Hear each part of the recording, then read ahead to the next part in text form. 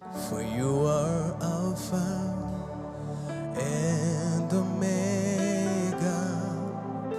We worship you alone. You are worthy to be praised. You are Alpha and Omega.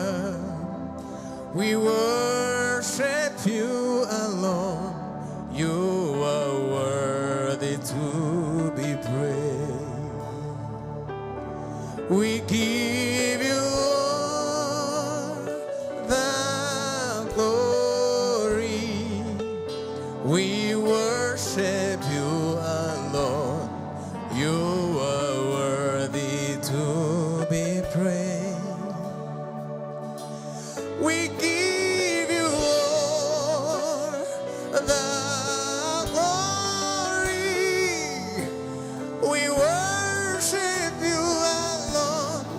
You are worthy to be praised. We give you all. We give you all the glory. We worship you alone. You are worthy. Thank you, Lord. We give you all the glory. We worship you alone. You exceed everything, Lord. You are beyond everything. We give you all. We give you all the glory. We worship you alone. You are worthy to be praised. You are Alpha. You are Alpha and Omega. We worship you alone. You are worthy to be praised. You are Alpha. You are Alpha and Omega. Thank you, Lord. We worship your mighty hand, Lord. Your great wonders tells us and makes us sing that you are Alpha and Omega. You are Alpha and Omega. We worship nothing beyond your word, Lord. Nothing beyond your promise, Lord. You are the beginning and the end. That's why we worship you. We give you all the glory. We worship you alone. You are worthy. We raise our hands up and we say, we give you all the glory. We worship you alone. You are worthy to be praised. We give you all the glory. We worship you alone. You are worthy to be praised.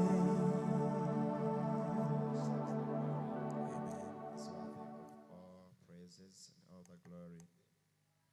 Thank you. We're gonna read the whole chapter because the chapter is a bit long. We can maybe read with two different persons. I'm going to read from verse 1 up to verse 13, and the other one gonna read from verse 14 up to verse 22. We are in the book of Isaiah, chapter 38. Let me read from verse 1, and Brother John is going to start from verse 14 to the end of this chapter. Hezekiah's sickness and recovery. In those days, Hezekiah became sick and was at the point of death. And Isaiah the prophet, the son of Amos, came to him and said to him, Thus says the Lord, set your house in order, for you shall die, you shall not recover. Then Hezekiah turned his face to the wall and prayed to the Lord and said, Please, O Lord, remember how I have walked before you in faithfulness and with a whole heart, and have done what is good in your sight. And Hezekiah wept bitterly. Then the word of the Lord came to Isaiah. Go and say to Hezekiah, Thus says the Lord, the God of David, your father, I have heard your prayer. I have seen your tears. Behold, I will add 15 years to your life. I will deliver you and the city out of the hand of king of Assyria, and will defend this city. This shall be the sign to you from the Lord, that the Lord will do this thing that as he has promised. Behold, I will make the shadow cast by the declining sun on the dial of Ahaz turn back 10 steps. So the sun turned back on the dial the 10 steps by which it had declined. A written of Hezekiah king of Judah after he had been sick and had recovered from his sickness. Verse 10, I said, in the middle of my days I must depart. I am consigned to the gates of Sheol for the rest of my years. I said, I shall not see the Lord in the land of the living. I shall look on man no more among the inhabitants of the world. My dwelling is plucked up and removed from me, like a shepherd's tent, like a weaver. I have rolled up my life. He cuts me off from the loom, from the day to night. You bring me to the end. I calmed myself until morning. Like a lion, he breaks all my bones. From the day to night, you bring me to an end. Like a swallow or a crane, I chirp. I mourn like a dove. My eyes are weary with looking upward. O Lord, I am oppressed. Be my pledge of safety. What shall I say? For he has spoken to me, and he himself has done it. I walk slowly all my years because of the bitterness of my soul. O Lord, by these things men live, and in all this is the life of my spirit. Oh, restore me to health and make me live. Behold, it was for my welfare that I had great bitterness. But in love you have delivered my life from the pit of destruction. For you have cast all my sins behind your back. For sure doesn't thank you. Death does not praise you. Those who go down to the pit do not hope for your faithfulness.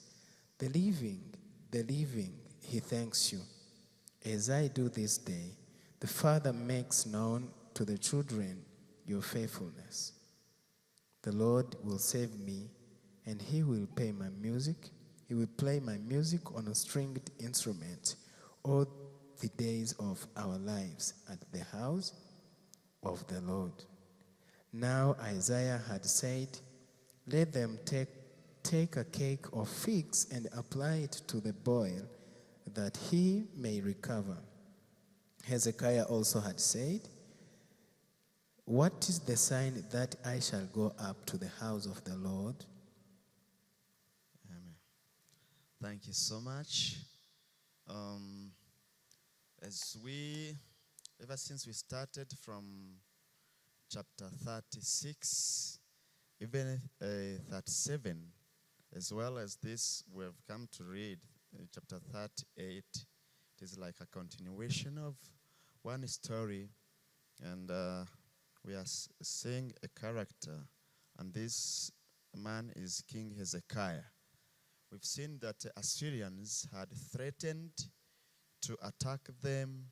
They mocked them and despised and disgusted the God of heaven. We've seen Hezekiah, what he did, he said that instead of thinking of my strength, of the strength of my army, I better trust in the Lord.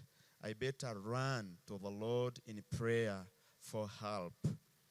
And we have seen that the Lord intervened for the sake of his glory and for his covenant with his servant David, and God intervened. We have seen in the last chapter, chapter 37, that the Lord himself struck 185 soldiers of King Sennacherib of Assyria to prove that I am the Lord Almighty. I am the Lord God who is different from other gods. And from there, now we've seen that even the king himself was killed by one of his two sons. So now we are seeing on this chapter 38, the war, the physical war was done because the Lord has intervened and fought for King Hezekiah and the entire nation of Judah. And then a second occurrence came to this King Hezekiah. It was about sickness. When he was attacked by sickness, he did the same, which has a great lesson unto us that we are still facing challenges and difficulties. The same way we ran maybe to God for help, so we should do in case of any other attack or any other temptation or challenge. If you read from verse 1 up to verse 8, you will see what happened. We are seeing King Hezekiah becoming sick, and he was at the point of death. And Isaiah, the prophet, the son of Amos, came to him and said to him, "Thus saith the Lord, set your house in order, for you shall die, shall not recover." This is verse 1. I don't know if maybe I or we get such kind of information that, hey guy, the issue is this: you are about to die, and the heaven has decided that you shall not recover. So maybe what will be our reactions of how can we see King Hezekiah? His heart, he had a strong heart to the point that he overlooked, or maybe he did not consider at just a heavy level this prophecy. If it were me or you, so how can you just react to such kind of a message? Anyone with a reflection, just describing the heart of this King Hezekiah. How do you understand this king maybe to react upon this dreadful and this scaring message? Suppose someone has come to you and, "Hey guy, you know what? Now that you are sick, you're about to die and you will not recover." Praise the Lord. Amen. Yeah, this is very important to us, especially we are seeing a very sad story in the initial verses here. But I think here, King Hezekiah, first of all, was given the information at hand. Put your house in order. Sometimes a person can die abruptly without even putting his house in order. But now here, King Hezekiah has been told what's going to happen. But what I learned from him, he turns his heart to God, prays, and asks for maybe for a second chance, I can say. God, I did this, I walked with you, I was faithful. Please help me. I think we learn that sometimes we have to turn to God whenever there is an announcement of bad news to us. By turning to God, I think we give God glory. So we see Ezekiel turning to God. However much the message, the information was so hurting. Thank you. Okay, thank you so much. Anyone, you can also maybe connect with the next verses.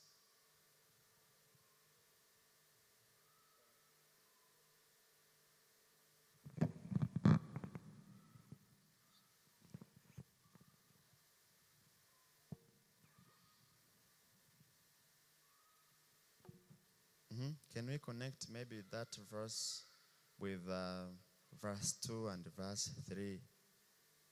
On verse 2 it says that, "Then Hezekiah turned his face to the wall and prayed to the Lord and said, 'Please, O God, remember how I have walked before you in faithfulness and with a whole heart, and have done what is good in your sight.'" What did he just remind to the Lord? Yes. Thank you. It seems like Hezekiah was shocked.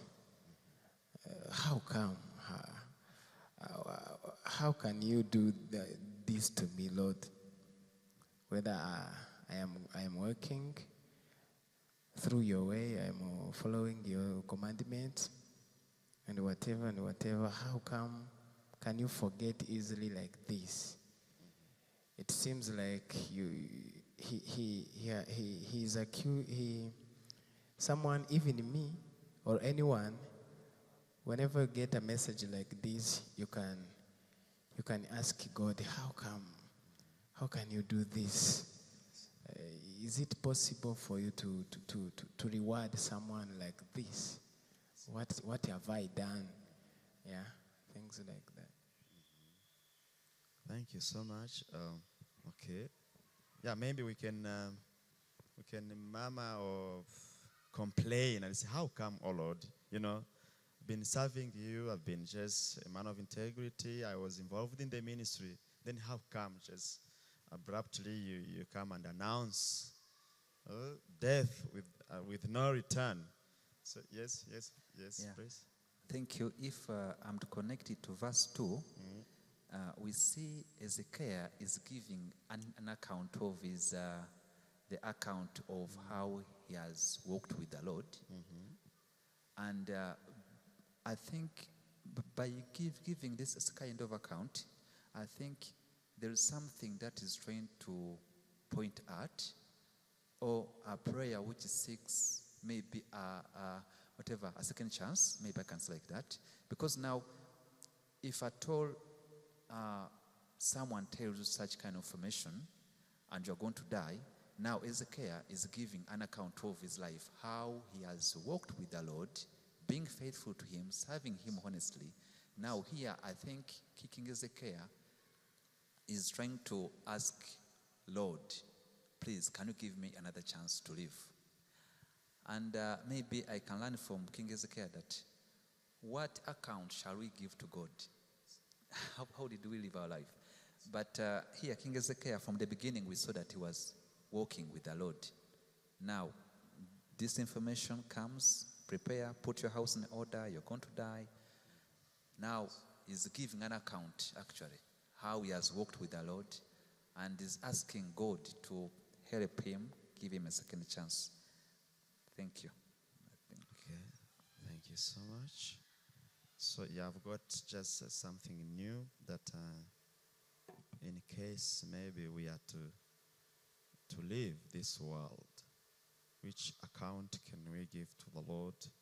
Or maybe just not only when it comes to dying or what, if maybe we are to stand up firmly, are we able, what are the things that we may mention that we are doing before the Lord, because the ministry is wide, but before we get engaged in the ministry, there's a personal life. Because if you read on verse, you're starting from verse 2, it's then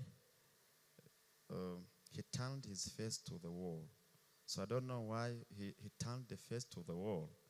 I've been reading some few comments that are saying that maybe he didn't want, maybe the one they've been sleeping together to see the tears he's pouring out. But it is a comment, but it's like now it's doing something which is a bit different. There is something that maybe happened to a believer, and you will not pray the same prayer as used to do so. Maybe I can just wake up and I say, thank you, God, for granting me a new day, and I commit my steps, my thoughts, my plans into your hands, and then you are done. But I may be facing something which is really serious that will make me to pray seriously, that may make me not to concentrate in the word, reading the word of God, maybe fasting for a while, and just spending more time with the Lord, just not just praying mere prayers. And as he prayed, and he said, please, oh Lord, remember. You can underline this word, remember. So do we have just something to remind the Lord? I'm seeing what he has been doing, how I have walked before you, walking before the Lord. It goes with sanctification, with holiness, with the integrity before, in the eyes of God, and even in the eyes of men. This is what the first thing he reminded God, that he walked before the Lord with faithfulness. And before you in faithfulness and with a whole heart, is being fully devoted to the Lord, and have done what is good in your sight. He has done what is good in your sight, in God's sight. Here I can say just as a person, this is one. Number two, as a king. The issue is this, that just him personally had a good relationship with the Lord. And number two, being a king appointed by God. If even you read in the previous chapters, it shows that he was doing good in the sight of the Lord, and which means he was a good leader. So, which means what we can learn from him, we have always to walk before the Lord with faithfulness, do what is right. Number two, just dedicate fully to the Lord, and do what is good in God's sight. And Hezekiah wept bitterly. Something good with the Lord is that God understands our tears. He sees and understands our agony, our bitterness. If you read on verse 4, then the word of the Lord came to Isaiah, go and say to Hezekiah, thus says the Lord, the God of David, your father. Why is God identifying himself to David? The Lord heard the cry and the bitterness of King Hezekiah, and he sent the prophet, but identifying himself with King David. Can someone maybe guess what was the reason why God identified himself to King David?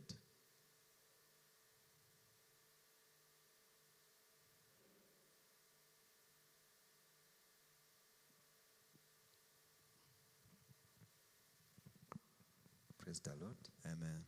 I think here the Lord is identifying himself as the God of David, because we know from the past who the God of David was, that the God of David is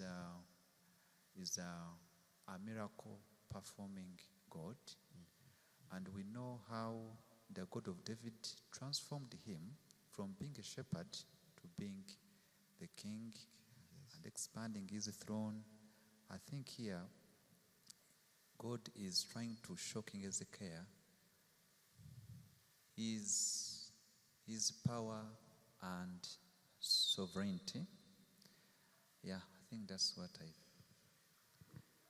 Oh, yes. Thank you so much. Yeah, you're right. Because, yes, David was a king appointed by God. Though David could do so many mistakes, fall into sin now and then, but he had been characterized with repentance. That's why even God said he was a man after God's own heart. And God also had established a permanent covenant, and had promised David that upon his throne, his throne will always have a king, which was pointing to Christ himself. And God identifying himself to David. It's like now connecting to what we've been saying about King Hezekiah, reminding God what he's been doing. And now David also is another example. If God can identify himself to David, which means that David also was an upright man before God. And we are seeing God promising that I will deliver you and the city. I will deliver you and the city. God is not also looking at King Hezekiah as an individual, but he is seeing the entire city or the entire country in general. Because on verse 6, it says, I will deliver you and the city of the hand of the king of Assyria, and I will defend this city. If you go verse 4, yes, from verse 4, then the word of the Lord came to Isaiah, go and say to Hezekiah, thus saith the Lord, the God of David, your father, I have heard your prayer. I have heard your prayer. It means that God hears our prayers. Let's have this confidence that whenever we are devoted to God, whenever we do what is good into God's sight, and we run unto him in prayer, God hears our prayer. This is an encouragement to each believer that God hears our prayer. I've heard some people saying that if God has predestined everything that will happen, there is no need to go to him for prayer because he knows what will happen to me today and tomorrow. So we better just hold back. But what we are seeing here, we are seeing that God had already decided that this sickness will just kill him. But seeing him running to God in bitterness, crying, we are seeing God answering him that, hey, go and tell him that I have heard his prayer. And he received healing, and 15 more years were added unto him. And not only God did not save him, but he saved him with the city from sickness, also from their enemy, the king of Assyria. But I can connect this with the previous chapters, whereby King Hezekiah would pray, first of all, to the glory of God for himself. Number 3, for the nation. Now, for his crying and prayer, God is answering him, adding him more years, but also promise him to save him and the city, which stands for the entire nation. Yes, there is a sign there on verse 7 and verse 8.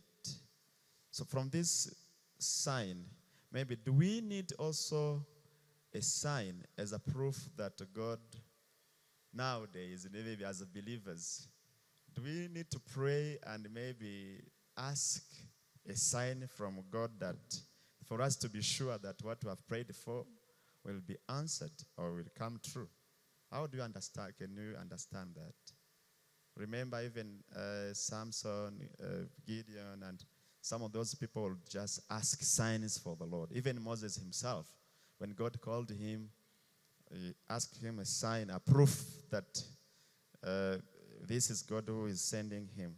So, yes, do we need signs and proof that our prayers were heard and are to be answered? How do you understand that nowadays as believers?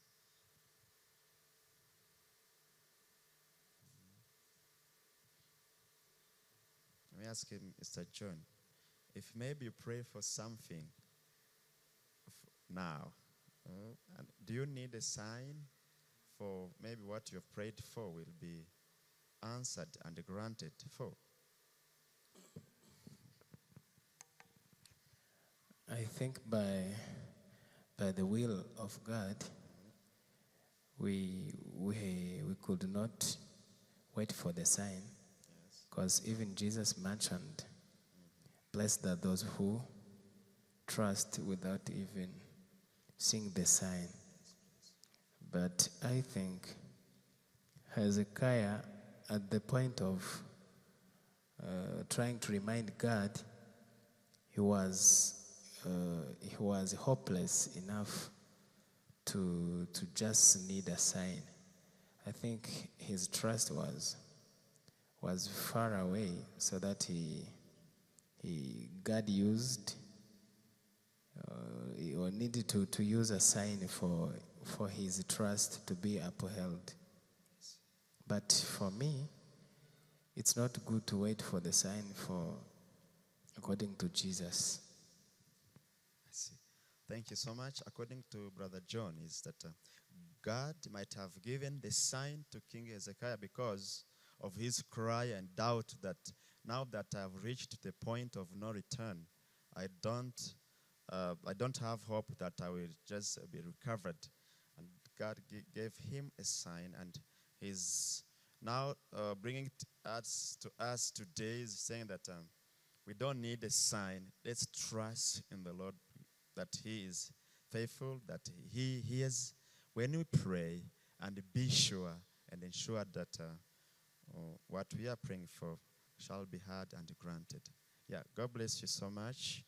Yes, if you read on from verse 9 up to verse 14, you will see that, yeah, as Brother Johnny mentioned it, it was there's a psalm describing how terrible Hezekiah's situation was, and he was really hopeless. Because if you read on verse 9, he said that a writing of Hezekiah, king of Judah, after he had been sick and had recovered from sickness. It's like now recalling that, hey guys, I was totally hopeless. If you read on verse 10, I said, this is King Hezekiah who said, I said in the middle of my days, I must depart. It was like he was hopeless. I must depart means I must die. I am consigned to the gates of Sheol. This Sheol is like hell. It's like now I am to the gates of hell for the rest of my years. I said, I shall not see the Lord in the land of living. I shall look on man no more among the inhabitants of the world. So it's like now I will no longer go to church, to the temple to worship the Lord. I will no longer be a king of my people. I'm about to die. He was hopeless. On verse 12, my dwelling is plucked up and removed from me like a shepherd's tent, like a weaving. I have rolled up my life. He cuts me off from the loom. From day to night, you bring me to an end. These are also hopeless words. On verse 13, I calmed myself until morning. Like a lion, he breaks my bones. It's like I after realizing that, I kept quiet. From the day to night, you bring me to an end. Like a swallow or a crane, I chip I mourn like a dove. My eyes are weary with looking upward. O Lord, I am oppressed. Be my pledge of safety. This verses describes his cries. This what he said about what he was worried about before he was recovered. Then on verse 15, what shall I say? For he has spoken to me, and he himself has done it. I walk slowly all my as because the bitterness of my soul. It's like now it is a conclusion. Now that the Lord has already decided that I have to die, so there's nothing else I can do. These the words of King Hezekiah. What shall I say? For he has spoken to me. The Lord has already decided. He has spoken. I have nothing to see. But the good thing of the Lord, even when we are at the point of no return, the Lord is always there and is there for us. Praise God. When we are in worry, crying, that's when God intervenes and reflects his mighty hand and mighty power.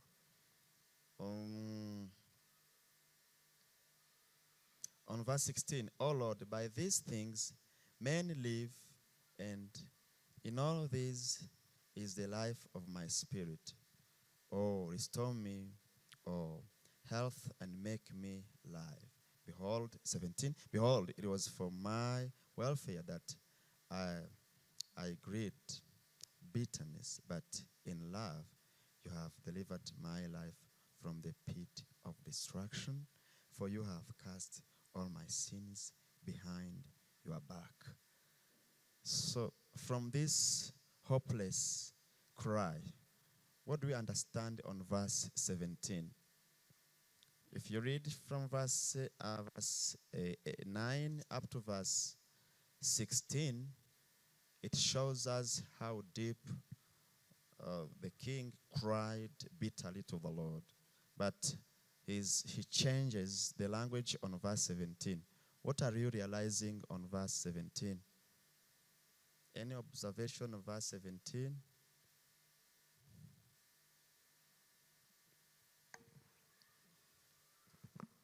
Praise the Lord. Amen.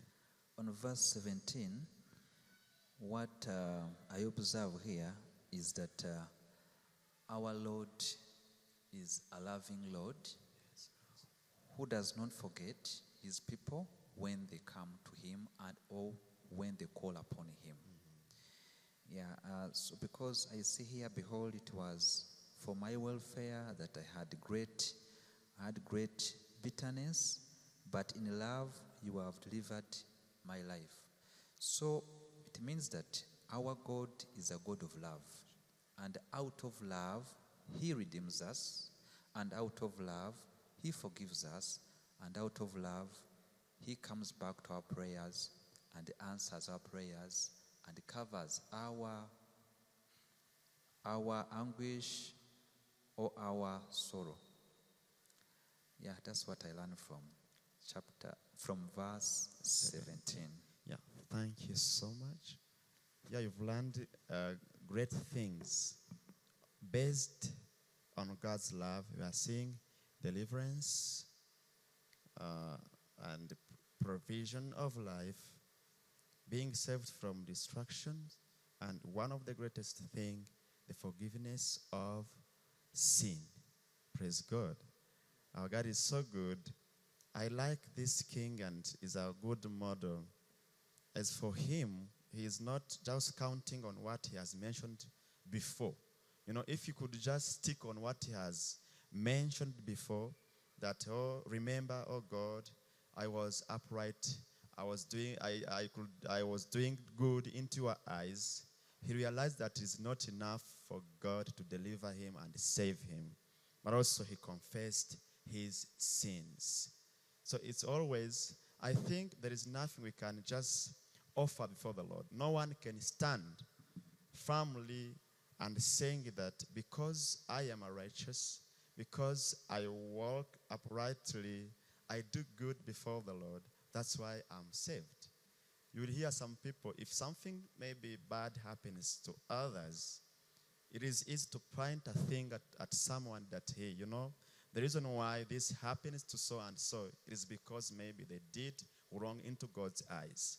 If God is to count maybe on our uprightness and righteousness, none can survive and stand before him. So we are just saved, delivered by his love and by his grace, and which always make us to always humble ourselves before the Lord by repenting our sins and saying that, oh Lord, it's only by your grace, by your love, that we survive. We are delivered from the hands of the devil. If you see on verse 18, for Sheol does not thank you, death does not praise you. Those who go down to the pit do not hope for your faithfulness. The living, verse 19, the living, he thanks you as I do this day. The Father makes known the children your faithfulness.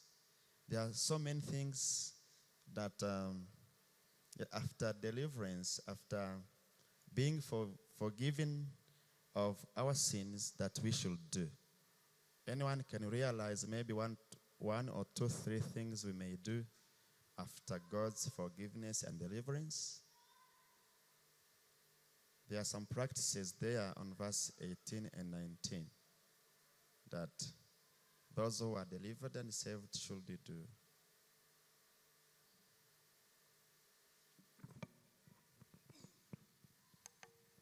Thank you. They should be praising God Yes, please, yes. and thanking God. Praise, yes. Because those who have already died cannot praise God, but those who have been saved and forgiven, they are to praise God and be faithful unto him. I see, yes. Thank you. There is an issue about children. What do we do with maybe our children? On verse 19.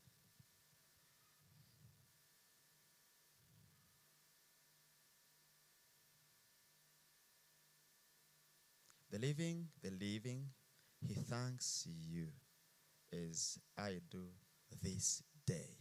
He was giving a model that, hey guys, now that I've been saved and forgiven, just I am a model of just for those who are alive to thank God. And not only that, the Father makes known the children your faithfulness. I will not just withhold or hold on, but what the Lord has done for me, I will also pass it on to my children.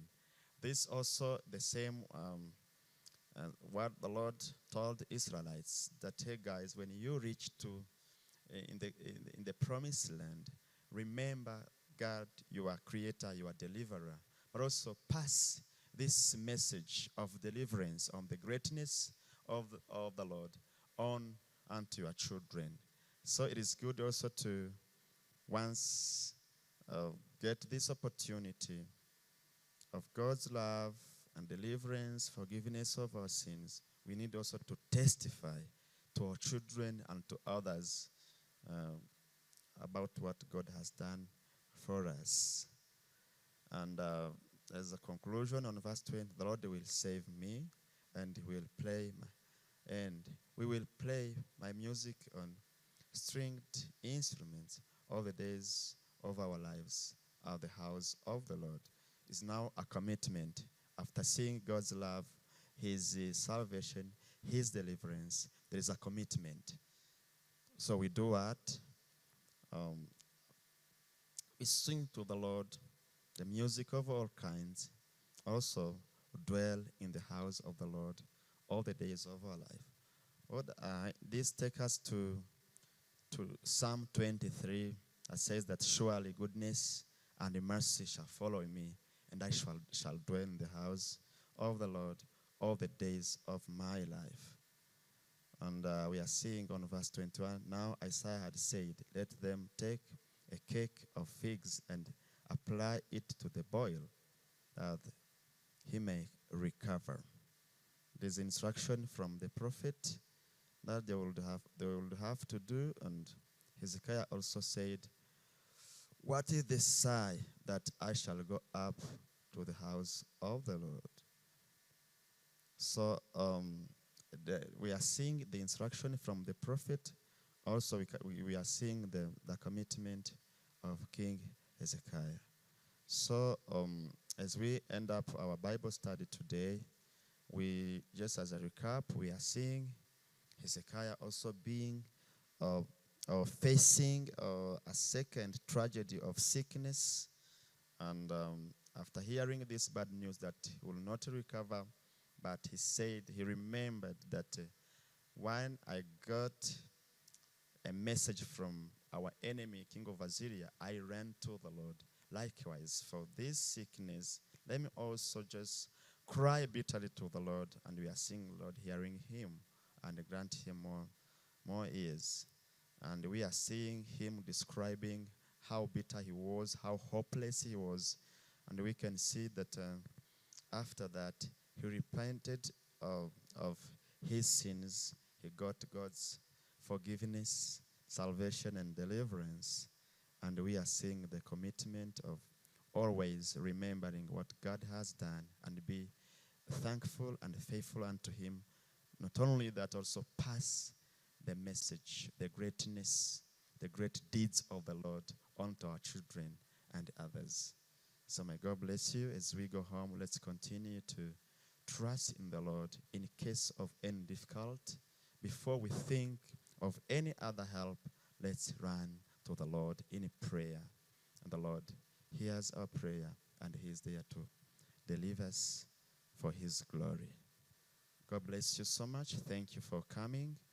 And we kindly ask Brother Emma to pray for us as we dismiss.